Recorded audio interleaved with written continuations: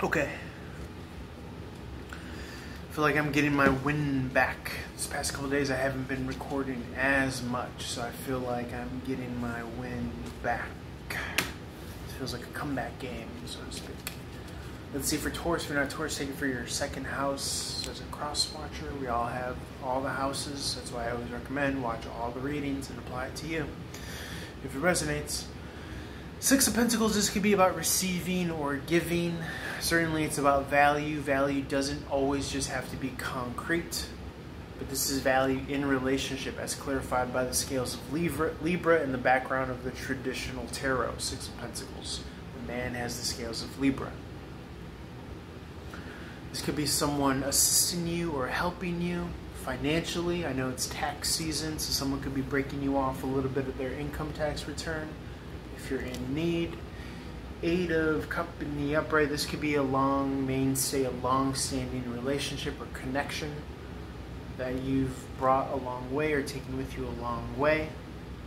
You've opened yourself up to it, and it's allowing you to open yourself up to those that aren't necessarily on your level of understanding, but you know not to hold or be closed off to anyone who's not necessarily on your journey.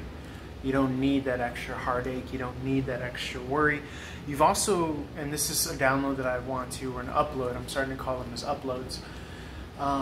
This is also an upload that I wanted to share, is that the human body is essentially, yes, we're a battery, but we're also a transformer. Okay, we transform energy.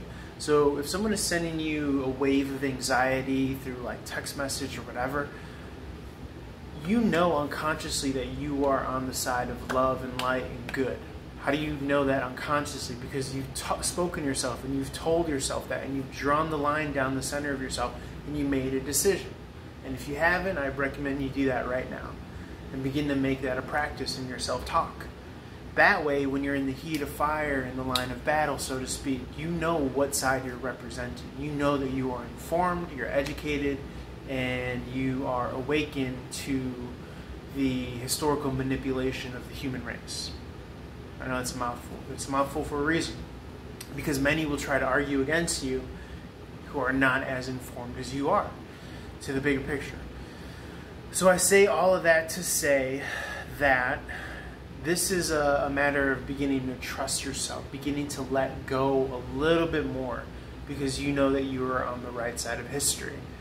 Okay, because you've done the conditioning, you've done the reprogramming of yourself to integrate the bigger picture of what's going on historically. And like I said, if you don't know what I'm talking about, look into it more and more. You've called these people that have done this work conspiracy theorists, but they've actually traveled down the rabbit hole. They haven't purchased every thought and every theory, but they've availed themselves to being open and open-minded and knowing and delineating good from bad, right from wrong. That being said, those that aren't further on the path as you, or as far along as you on the path, they may be still those that trigger you or send you those wave of anxieties or negative emotions. Remember, objectively, you are a transformer. You can transmute and take that raw energy, dust off the negative attribution, and apply it meaning, good, positive, good meaning to it. Okay? You can transform negative energy. You could transform fear to love by either sending love to it directly and or understanding just objectively that that's what your energy vehicle, your energy transformer literally does. It converts the anxious or the fear base into just pure energy, and then it converts it to love.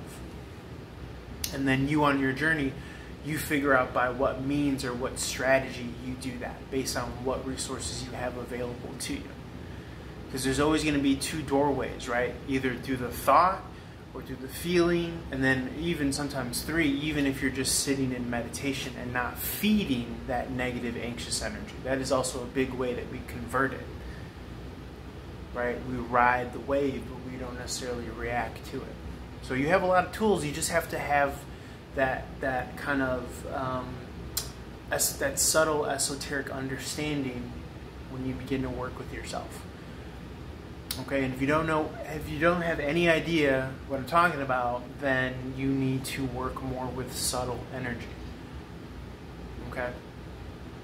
And the examples are all around us. But you will become more nuanced if you are really, truly, sincerely on a spiritual, truth-seeking path. Okay, and if you're not on that path, but you want to be, then start to seek out spiritual teachers, start to read books, all that stuff. Ram Dass, Alan Watts, Mooji, all that good stuff. Holler for more. Let's roll this on over. Peace.